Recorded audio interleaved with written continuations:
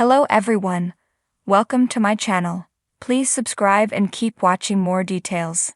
The Curse of Oak Island. Dr. Ian Spooner says there's a dump truck of silver waiting to be dug up.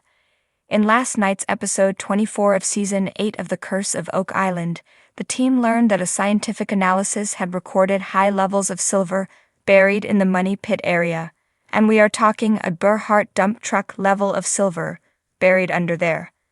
The action always seems to get a bit more frenetic in the last few episodes of a season, and the guys definitely upped the ante in last night's penultimate episode. A lot was happening as they doubled down their efforts before the winter snow arrived, and they got some good results out of it too, which included some intriguing artifacts. However, the main excitement came from geologist and Oak Island enthusiast Dr. Ian Spooner, who has come up with an intriguing plan to get some water samples from the wells and holes already dug in the Money Pit area. He was helped by his colleague Dr. Matt Lukeman. Ian explained to the Lagina brothers, "Basically, what we want to do is help you guys put an X on the map. The general idea is quite simple. Silver corrodes over time, so if there were any buried underground, the silver would leach into any surrounding water. So Ian suggested they test the water found in the Money Pit area, in holes they've already dug, for silver and for copper and zinc, which are both found in silver. Unfortunately, gold doesn't corrode, so it won't be found in the water, but as Rick Lagina suggested, if they find silver, they can expect gold. Science to the rescue on Oak Island. Marty Lagina loved the idea, and he asked Rick if he's on board, to which he responded by exclaiming, "No question, science." Dr. Spooner then set about attaining his samples, and thankfully it only took a few days for him to get the results back, which allowed him to dramatically reveal his findings in the war room, right at the end of the show. Dr. Spooner is perhaps a bit unusual among geology scientists in that he likes a bit of razzmatazz, no offense to geology scientists intended. So he started his presentation by theatrically asking the guys, "Do you think there's treasure in the Money Pit?" He then explained that having taken water samples from 12 wells, he and Dr. Lukeman found there was a massive spike in copper, zinc, and silver in 3 of them, all of which indicates the presence of treasure. Spooner concluded that there is every reason to believe that there is a large amount of silver deposited near the 3 wells. Doug Crowell wanted to know how much silver would be needed to get readings like that. He asked, "Is it a handful of silver or a Gerhardt dump truck?" The response came, "It's a Gerhardt dump truck." Cue mass celebration, whoops and shouts of "Yeah, baby," and "No way."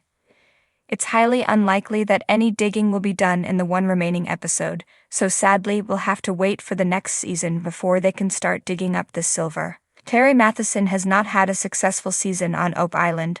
A quick word on the most tragic figure of the season, geologist Terry Matheson, who has spent all year diligently standing in all weathers at the Money Pit, sticking his trowel and metal detector into the earth dragged up by the borehole drilling. And while there have been some moments of excitement, he's found the grand sum of zilch nada. We really hope Terry plays a key role in digging up this silver next season. It's the season finale next week, folks. May 4 is the big day, and it will probably mostly be a recap of the season's finds, but hopefully they still have time to reveal something big for fans. On a stormy night, when the waves lashed furiously against the rocky shores of Oak Island, a small island off the coast of Nova Scotia, a group of determined treasure hunters huddled around a fire. They were a ragtag band, bound together by a singular, almost obsessive purpose: to unravel the mysteries of Oak Island and discover its fabled treasure. The winds howled like the voices of ghosts, and the dense forest seemed to close in around them, but they were undeterred. They had a new lead, and this one was different. At the center of their attention sat Dr. Ian Spooner, a geologist with a reputation as solid as the rocks he studied. He was not prone to hyperbole, yet there was a fire in his eyes that night, one that ignited the hopes of everyone present. His hands, rough from years of fieldwork, held a piece of weathered parchment, a map that he believed held the key to their success. The map wasn't new. It was one of many they had pored over in the past. But something was different this time. Spooner had recently conducted tests on the island's soil, tests that hinted at something extraordinary, something that made his heart race. "There's silver down there," Spooner said, his voice steady despite the excitement bubbling beneath the surface. "A dump truck's worth, if not more." The statement hung in the air, heavy and electric, like the charged atmosphere before a lightning strike. The others leaned in, eyes wide, barely daring to breathe. "How can you be sure?" asked Marty Lagina, one of the brothers who had dedicated much of their lives to the Oak Island mystery. His voice was skeptical, but there was a spark of hope in his eyes that he couldn't quite hide. Spooner nodded, as if expecting the question. He unrolled a second parchment, revealing a series of detailed charts and graphs. "These," he said, pointing to the lines that zigzagged across the paper, "are the results of the tests I conducted on water samples from the island. The silver content in these samples is off the charts. We're not talking about trace amounts here, we're talking about a substantial quantity. Enough to suggest there's a massive deposit of silver buried beneath the surface."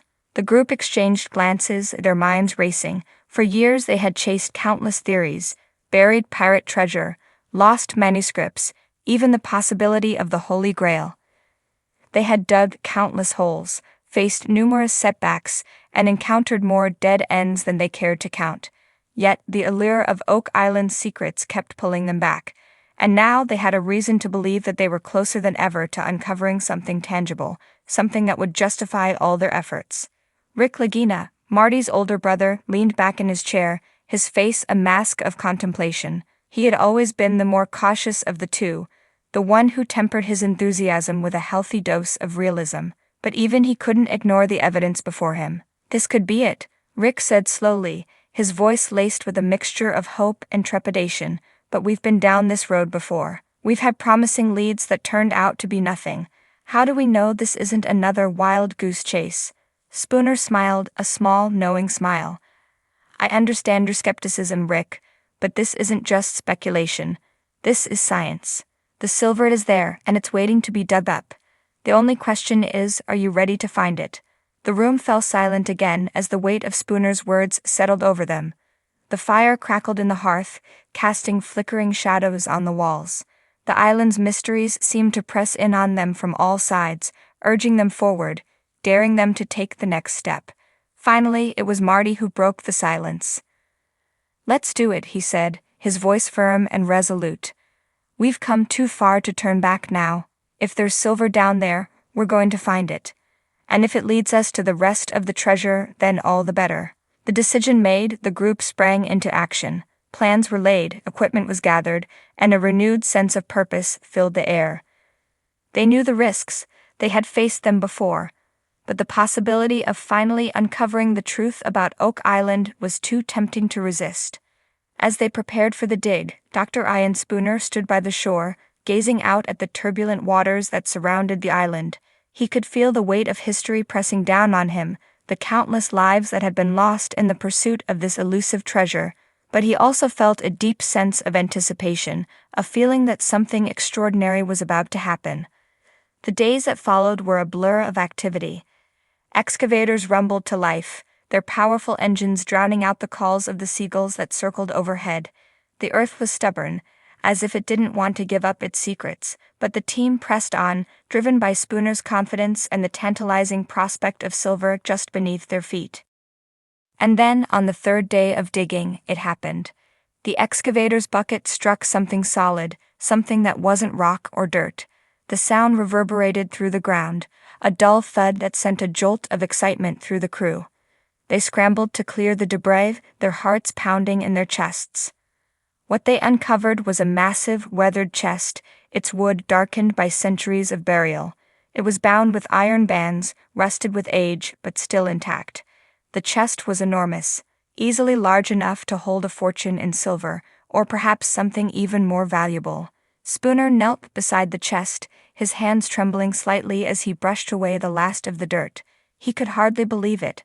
After all these years, all the speculation, all the dead ends, they had found something real. With a crowbar, Marty pried open the chest's lid, the wood creaking in protest. The moment seemed to stretch on forever, the air thick with anticipation, and then with a final heave, the lid gave way.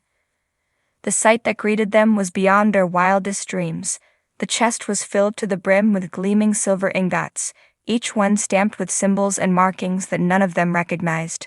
The silver shone in the dim light, a testament to the wealth that had been hidden away on this island for centuries. But there was something else too.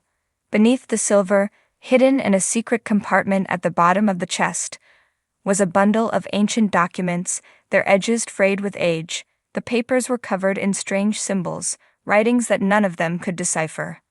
As they stared at the silver and the mysterious documents, a sense of awe and wonder washed over them.